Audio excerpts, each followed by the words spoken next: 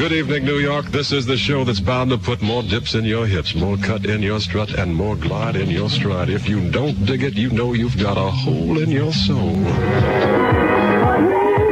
We fell in love while dancing. Bill Brandon on RL16 with this public service reminder that the Siloam Chancel Choir represent Rossini's Sabbath Mater, Jefferson and Marcy Avenues, Brooklyn. 320 at WWRL in the news. Percy Sutton backs a beam for mayor. We'll have details at 3:40. Jeff Barnes reporting WWRL's 2020 news. This is Hank Spann with the Godfather, James Brown. Good evening. Welcome to another exciting program of the Queen's Grapevine. This is your host, Wallingford Lee. Tonight in the Queen's Grapevine, we want to talk about black radio. And I'll say black radio part 2 because originally a couple of years ago we did a program about black radio with Ken Spiderweb. And today we want to talk about black radio in New York City in general.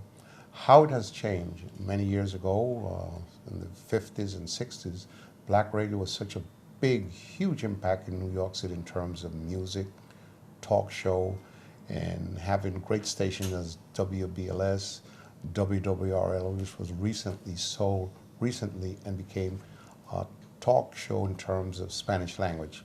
So we want to take the opportunity to talk to a professor here at Lehman College, Mr. Hank Williams, who works in the Department of African American Studies as a lecturer, to talk about his experience and his feeling about the changes in black radio and where have we gone wrong and why has it disappeared, not only in New York City, but in various different places. Black radio was such a huge impact. It didn't only serve the black community, but also the young white community, and it had such a rainbow or a mosaic of integrity because of its music, because of its power, with guys like Gary Bird, who had his own talk show and also was a DJ, and Frankie Cracker.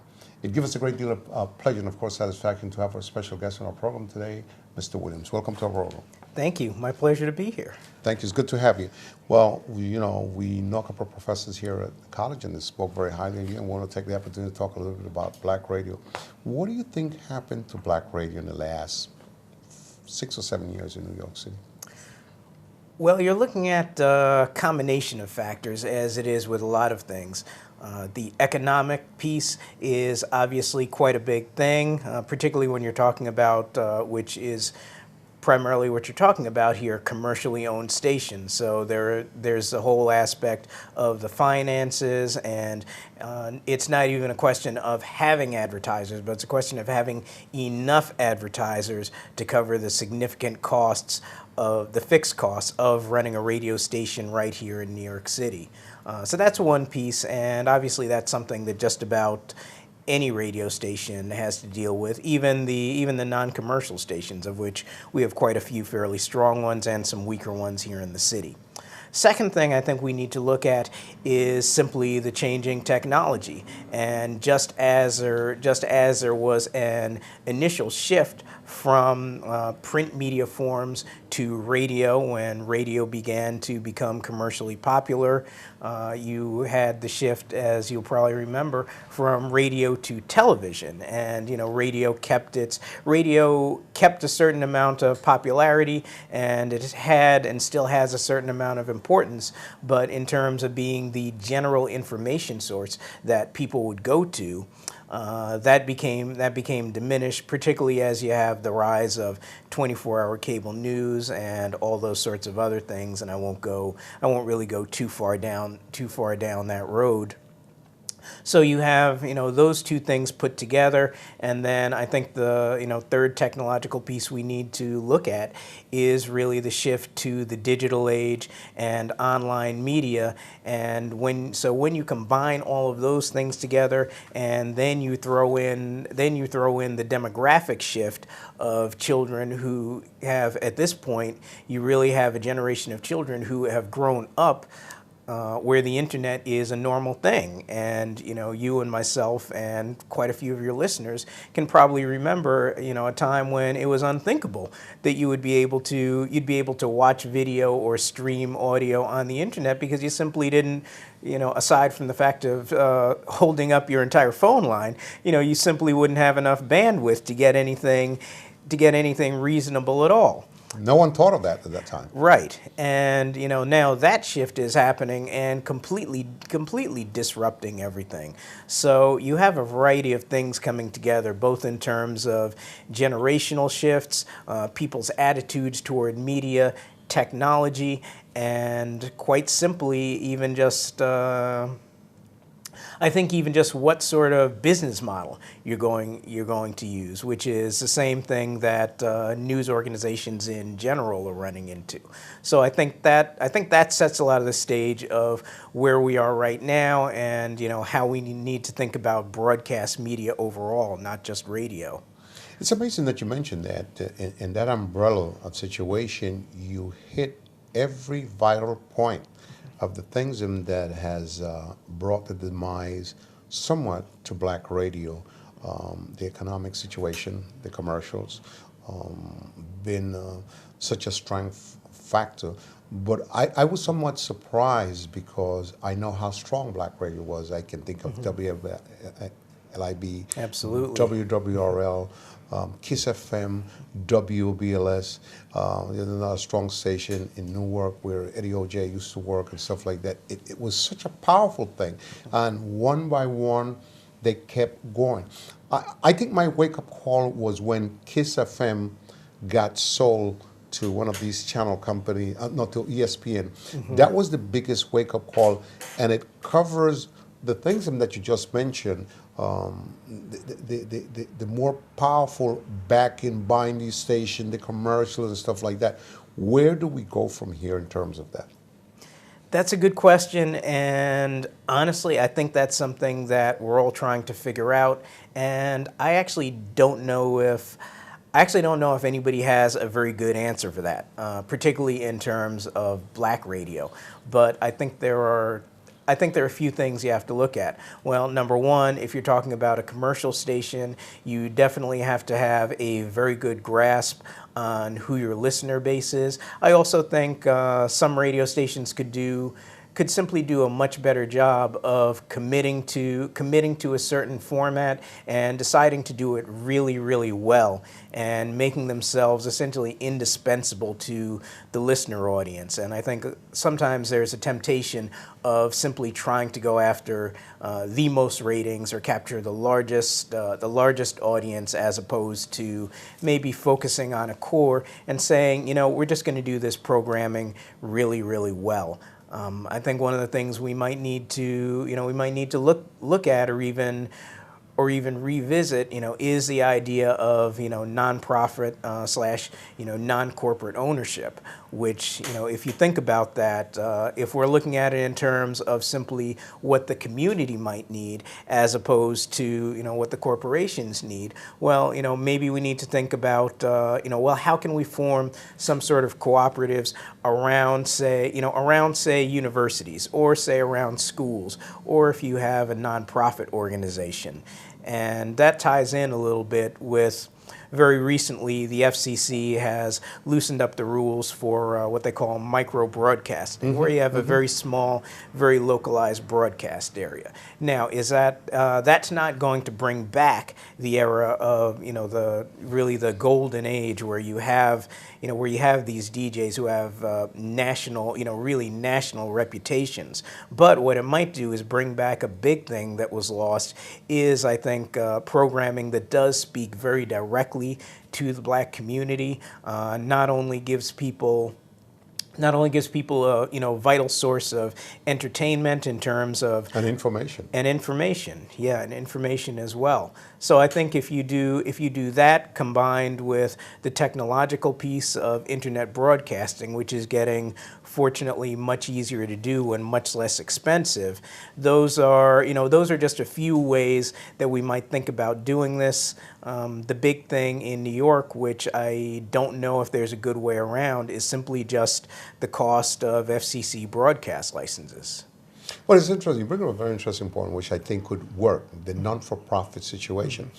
However, the non-for-profit situation, I would think, would more bridge the gap in terms of talk radio, not so much music. I think that would help. But again, the concentration would be like in pockets of the New York area, I would think. I don't know how far it would go out. Because the biggest threat that radio have, New York City, Los Angeles, and everywhere, happens to be the internet. How do you think the non-for-profit situation would work? Would it be small pockets and talk radio only? Well, I think it would be possible to do both, and honestly, you really might have to do both.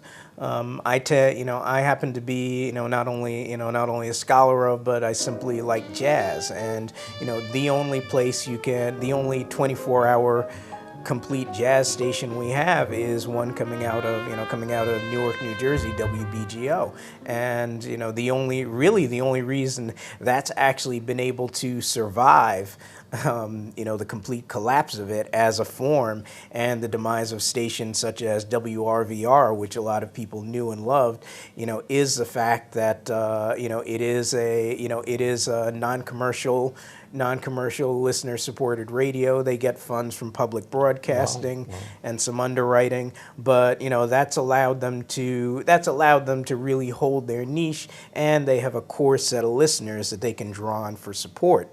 So I mean, even if you think about the state of a extremely popular, arguably one of the dominant music forms today, hip hop.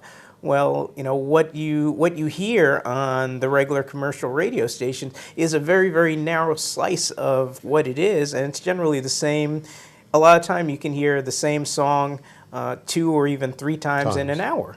So even if you think about that in terms of the potential listener base, if you actually had a hip hop station, say, in that format that didn't really have to worry about selling advertising or raising as much revenue as the commercial stations did, that actually brings up interesting opportunities in terms of, I think, what you were talking about in terms of the original, how radio originally was, in terms of a very interesting mix of education, but also entertainment, and exposing people to a wider slice of what's out there. I think the key component that you just mentioned, you talk about that jazz station that happens to be in New Jersey.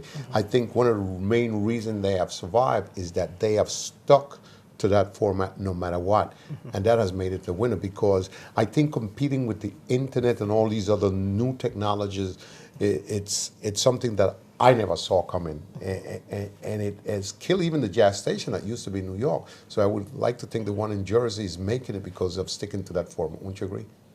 Absolutely. I mean, they've done a variety of things right. I mean, one is sticking to that one format. 2 is developing a dedicated listener base over a long period of time. 3, I would say, having a listener base that's organized and very passionate about the music, and also understood the importance of preserving what they have, sometimes better than others. And they seem to, at least this is speaking from an outsider perspective, but they seem to have fairly good management and a good grasp of how to actually operate in the space that they have. And more importantly, not only operate, where they want to go, and you're comfortable with that also. Exactly. Yeah. When we get back in the Queen's Grapevine, we'll continue talking to Mr. Williams, but this time we want to go back to the days of WWRL, the Big 16. We want to go back to WBLS with Frankie Cracker and all those great DJs, Lamar Renee that used to be there, Jerry Bledsoe. So we'll be right back in the Grapevine as we continue talking about Black Radio. Frankie moved ahead anyway and created an image for himself in New York City on radio station WWRL. And so when I came to the meeting with him on that Monday, I brought the little picture with me. And Frankie, he was late, had me wait a half hour. I went into the studio with him. He was doing his show then, and he asked me, so you want to work? I said, yeah, I'd love to. And we're back here in the Queen's Grapevine as we continue talking about the history of black radio in New York City and overall in the nation. How much has this changed, the impact of the internet, Facebook, Twitter, and all the other things that has brought a little bit of a demise to the black radio. And, we want to find out where we go from here. And more importantly, our guest who has been very kind enough to address these things and with the knowledge that he has, and we love the answers that he has given. We want to talk now about going back to the 60s and 70s in black radio. But before we do that, we want to, those or viewing audience who's watching a program like this, to understand how important black radio is. And I want to go back to the time when, unfortunately, we lost Dr. King.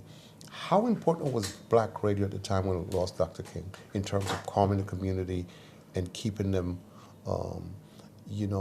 calm and also informed of what took place? Well, I think it was extremely important on both those levels, and your question really frames the importance of it and also its function very nicely. Number one, in a lot of places you have rebellions that happen because of that, and not solely because of that. We have to understand that the 60s itself was a decade of rebellions, most of the time over police brutality, a lot of time because the local black population had really had enough of repeated assaults, which is something that... An oppression. Yeah, an oppression, which doesn't really get talked about as much.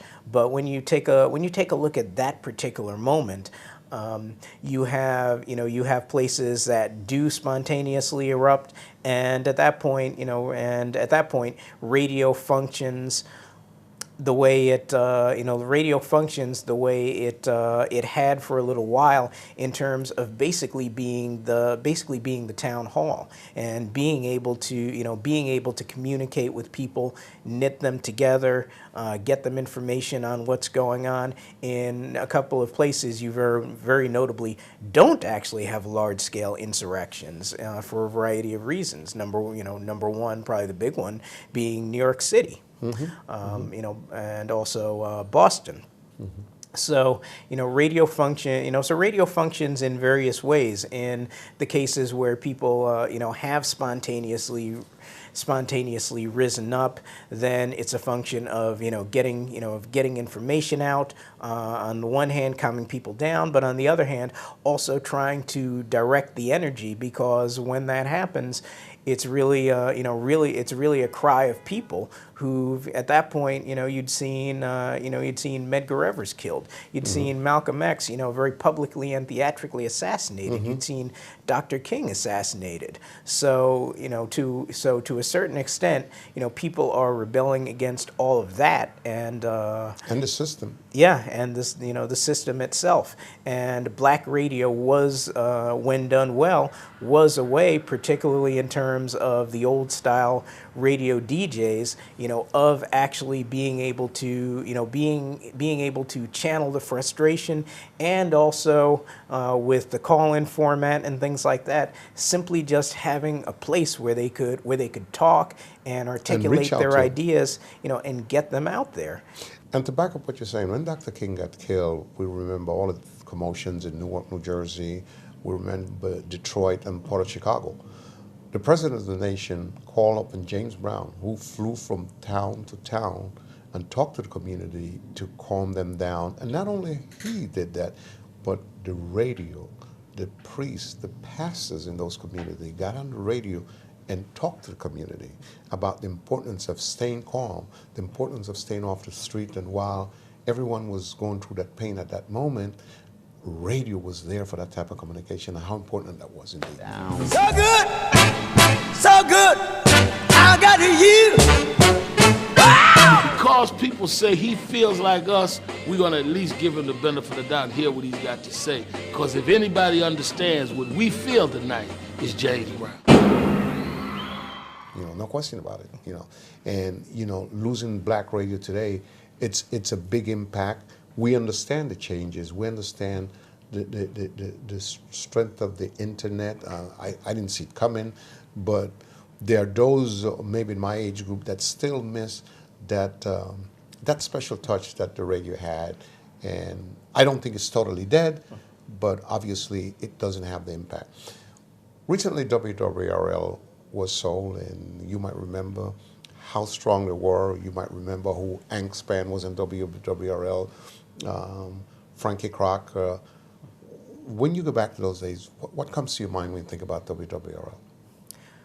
Well, I think your initial statement really frames some of the importance of how special that was. And honestly, one thing that I think is very difficult to replicate over the internet, because you really do have essentially a public square. Actually, even if you think, and this is going more recent, but maybe a little bit quicker for your audience to grasp, if you think about what happened in Hurricane Sandy. And, there, a lot of people turn back to radios. Why? Because you just have to get some batteries and put them in. And that's something that keeps you connected. Yes. When you can't have when you can't go and recharge your phone, or much less your computer. That's even assuming you could get online. And that was that was really the type of information format that it was back then, in terms of both disseminating information, also working as a public square, but in terms of the specific people themselves, such as the people you mentioned, Frankie Crocker, Span, Imhotep Gary Bird, who's actually still on the air and does a very fantastic show. The importance was that it was informational, and it provided a very important entertainment value, but a lot of those people were larger than life in terms of actually shaping the culture and shaping the perception of how we think about things. If you think about the rise of hip hop today, I mean, radio is really key to that. Mm-hmm. When you have people like, Frankie Crocker on WBLS and the Friday night mixes, which, in the early days, and when I say early days of hip hop, that's relative, but when you're talking about the early 80s and that kind of thing, I can very much remember staying up late so you could actually hear, what was new, mm-hmm. what's new, mm-hmm. what are the new songs, what are the new mixes. And it was really an extremely progressive and transgressive space, in that way, that there were things you were going to get there that you weren't going to get anywhere else. And even in the space of media now, one of the important things there was you had somebody who knew something, in that he knew the community. He also had very long experience in terms of music programming, who could sift through the tons and tons of stuff and say, well, okay, there's a lot of good stuff out there, but I think this is really dynamite. This is stuff that sparks something in my ear, and this is something that I think you should listen to. And I think that has a lot of value as well, even nowadays, where you can search out nearly anything online, and that's not necessarily a bad thing. But one of the media critics, Todd Gitlin, talks about what he calls the floodlight media effect, whereas you are just bombarded with so much information that it really puts you into almost a catatonic state, because you have so many choices that it really becomes difficult to choose almost anything.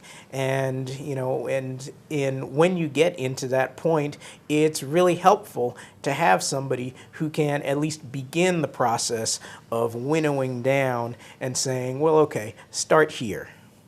Well, one of the most strongest things that you talked about is that type of a touch that these guys have had with the community. Frankie Crocker, Hank Span, Jared Bludso, Gary Bird. It's important to know that these guys were not born in New York, but most of them, I think Gary Bird, Frankie Crocker, and Jared Bludso came from Buffalo, New York. Yes. Right? They were up in Buffalo, carrying on with their soul programs, and they brought it to New York, and the rest is totally history. We recently lost Hank Spann, I think back in 2010 or 11. He was another strong one. What type of legacy you think these guys have left for radio here in New York City? Well, they've left an extremely strong legacy, and if you're going to take a look at, talk about some, one person in particular. If you're going to talk about Gary Bird, he happened to get into it when he was extremely young, when he was a teenager, which at this point would be almost unthinkable for for New York radio. But again, it was the presence of black radio. He came here and he was able to get started on a black radio station, and essentially built his career. So now he's in his mid-50s or something like strong. That. Yeah, but he has decades of radio experience. But what he's doing is actually bring other people into his show. So he has somebody from the Amsterdam News who actually does the first few hours of his Sunday evening show, and so that way his legacy is not just what he's done, but it's also who he's beginning to train and who he's actually mentoring. And I can't speak for exactly what his thinking and what his strategy is, but you have to think that he's thinking, okay, well, I'm going to make sure that there is somebody here to pick up the mantle, when I need to move on. And it's an extremely brilliant and important thing, and something that probably should be done a lot more than it is. Well, on those strong words, we want to take the opportunity, Brother Williams, to tell you thank you so much for being our special guest, and more importantly, helping our audience to go back in yesterday to realize the importance of black radio and radio. And I think you're touching one of the most key components. When Hurricane Sandy came through here, how important our radio was. We don't have words thanking you for being our special guest and important in your thought process to us. It was my pleasure. I appreciate it. Thank you very much. Thanks again. And again, this is Wallingford Lee saying to you good night. But before we say good night, we just want to tell you how important black radio was for the entire community of the United States. Not just New York, Los Angeles, Memphis, Tennessee, Washington, D.C., Philadelphia. Have we lost radio? I don't think so. Maybe the internet is strong and you have radio and the internet, but I'm telling you, as much as the internet and television is important, radio is still a great communication. And again, this is Wallingford Lee saying good night and saying I hope you've enjoyed this program. Good evening, New York. This is the show that's bound to put more dips in your hips, more cut in your strut, and more glide in your stride. If you don't dig it, you've got a hole in your soul. We fell in love while dancing. Bill Brandon on RL16 with this public service reminder that the Siloam Chancel Choir represent Rossini's Sabbath Mater, Jefferson and Marcy Avenues in Brooklyn.